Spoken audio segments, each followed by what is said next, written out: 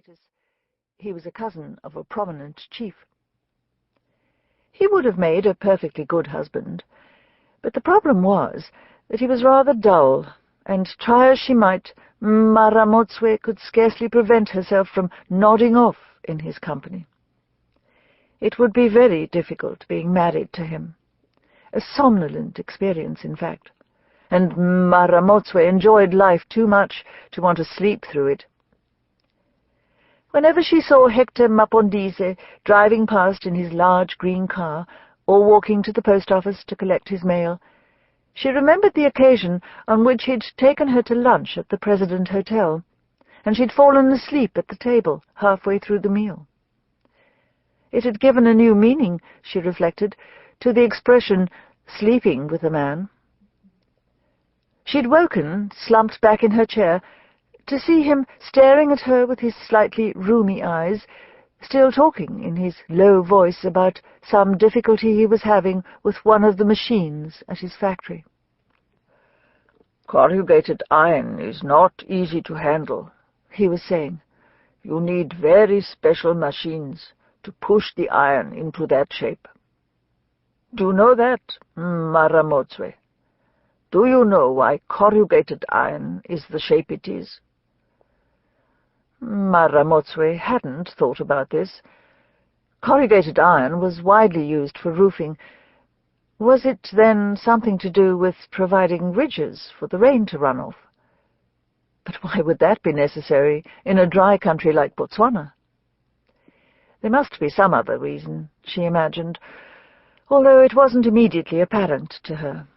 The thought of it, however, made her feel drowsy again, and she struggled to keep her eyes open. No, Hector Mapondise was a worthy man, but far too dull.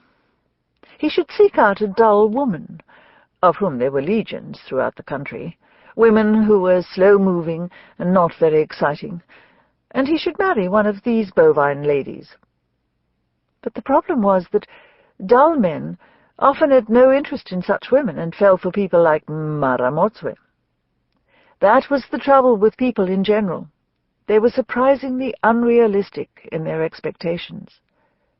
Mma Ramotswe smiled at the thought, remembering how, as a young woman, she'd had a very tall friend who had been loved by an extremely short man. The short man looked up at the face of his beloved from almost below her waist, and she looked down at him, almost squinting over the distance that separated them. That distance could have been 1,000 miles or more, the breadth of the Kalahari and back.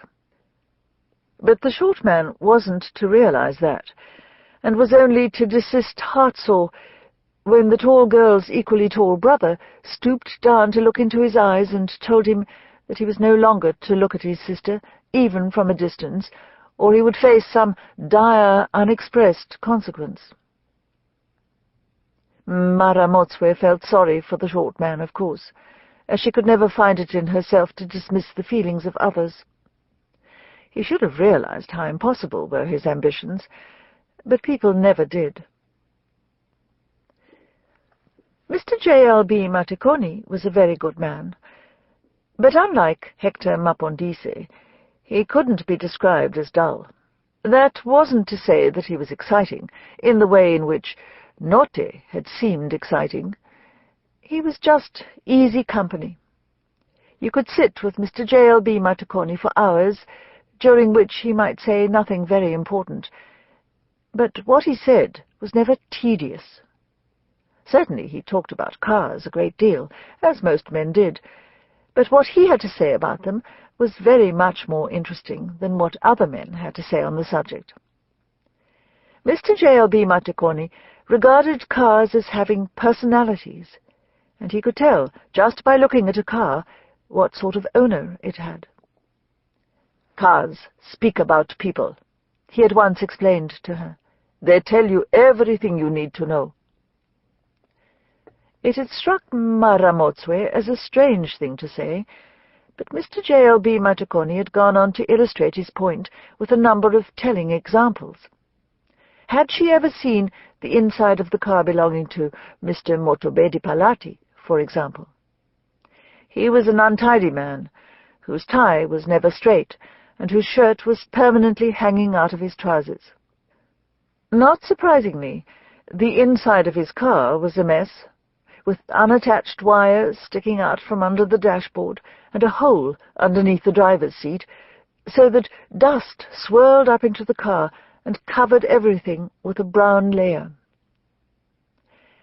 Or what about that rather intimidating nursing sister from the Princess Marina Hospital, the one who'd humiliated a well-known politician when she'd heckled him at a public meeting, raising questions about nurses' pay that he simply couldn't answer?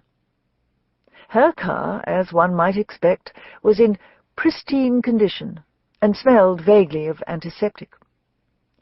He could come up with further examples if she wished, but the point was made, and Mma Ramotswe nodded her head in understanding. It was Mma Ramotswe's tiny white van that had brought them together. Even before she'd taken it for repair at Tlokeng Road Speedy Motors, she'd been aware of Mr. J.L.B. Matekoni as a rather quiet man who lived by himself in a house near the old Botswana Defence Force Club. She'd wondered why he was by himself, which was so unusual in Botswana, but hadn't thought much about it until he'd engaged her in conversation after he'd serviced the van one day, and had warned her about the state of her tyres. Thereafter, she'd taken to dropping in to see him in the garage from time to time, exchanging views about the day's events, and enjoying the tea which he brewed on an old stove in the corner of his office. Then there had come that extraordinary day when the tiny white van had choked and refused to start, and he'd spent an entire afternoon in the yard at Zebra Drive, the van's engine laid out in what seemed like 100 pieces, its very heart exposed. He had put everything together, and had come into the house as evening fell, and they had sat together on her veranda. He had asked her to marry him, and she'd said that she would, almost without thinking about it, because she realized that here was a man who was as good as her father, and that they'd be happy together. Mma Ramotswe hadn't been prepared for Mr. J.L.B. Matekoni to fall ill, or at least to fall ill in the way in which he had done. It would have been easier, perhaps, if his illness had been one of the body, but it was his mind which was affected, and it seemed to her that the man she had known had simply vacated his body and gone somewhere else. Thanks to Ma Sylvia Potokwani, matron of the orphan farm, and to the drugs which Dr. Moffat gave to Ma Potokwani to administer to Mr. J.L.B. Matekoni, the familiar personality returned. The obsessive brooding, the air of defeat, the lassitude, all these faded away, and Mr. J.L.B. Matekoni began to smile again and take an interest in the business he'd so uncharacteristically neglected. Of course, during his illness, he'd been unable to run the garage, and it had been Mma Ramotswe's assistant, Mma Ramotswe, who had managed to keep that going. Mma Ramotswe had done wonders with the garage. Not only had she made major steps in reforming the lazy apprentices who'd given Mr. J.L.B. Matekoni such trouble with their inconsiderate way with cars, one had even been seen to use a hammer on an engine.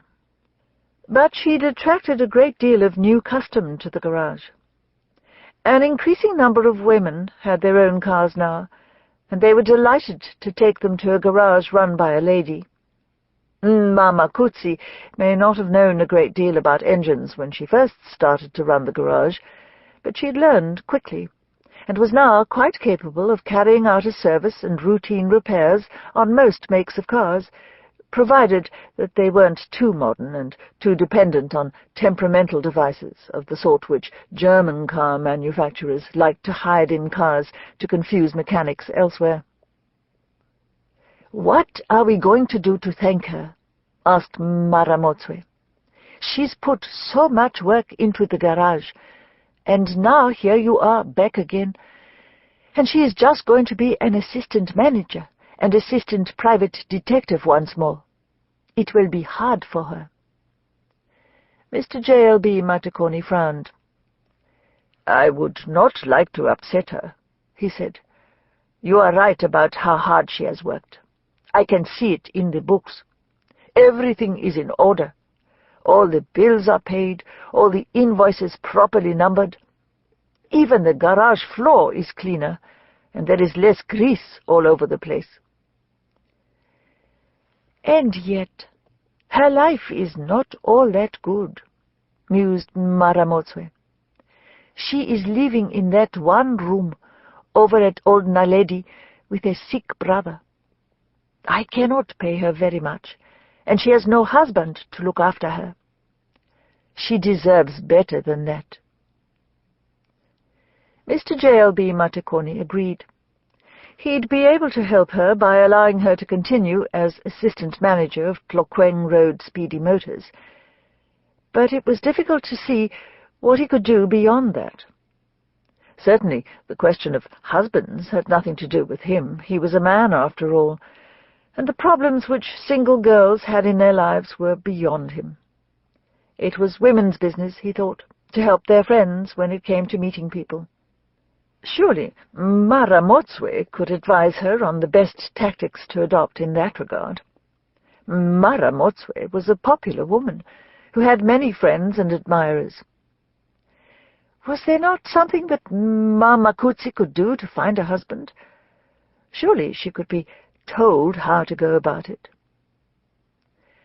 Mma Ramotswe was not at all sure about this.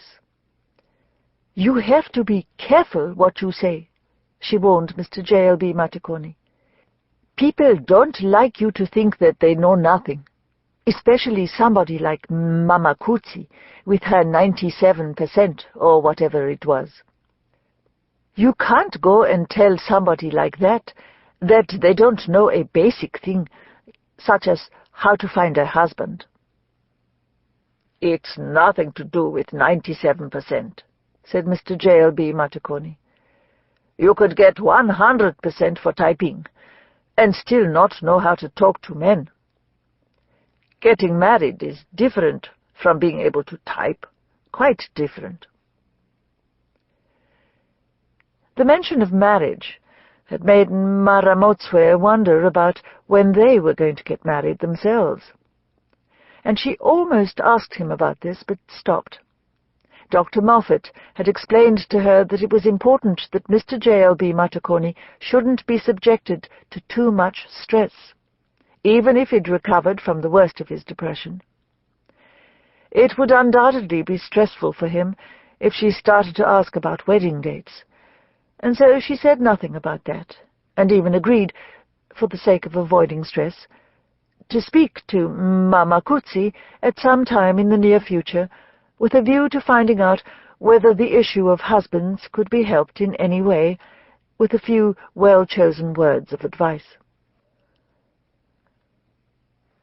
During Mr. J.L.B. Matekoni's illness, they had moved the No. 1 Ladies' Detective Agency into the back office at Tlokeng Road Speedy Motors. It had proved to be a successful arrangement. The affairs of the garage could be easily supervised from the back of the building, and there was a separate entrance for agency clients. Each business benefited in other ways. Those who brought their cars in for repair sometimes realized that there was a matter which might benefit from investigation, an errant husband, for example, or a missing relative, while others who came with a matter for the agency would arrange at the same time for their cars to be serviced or their brakes to be checked. Mma Ramotswe and Mma Makutsi had arranged their desks in such a way that they could engage in conversation if they wished, without staring at one another all the time. If Mma Ramotswe turned in her chair, she could address Mma Makutsi on the other side of the room without having to twist her neck or talk over her shoulder, and Mma Makutsi could do the same if she needed to ask Mma Ramotswe for anything. Now, with the day's post of 4 letters attended to and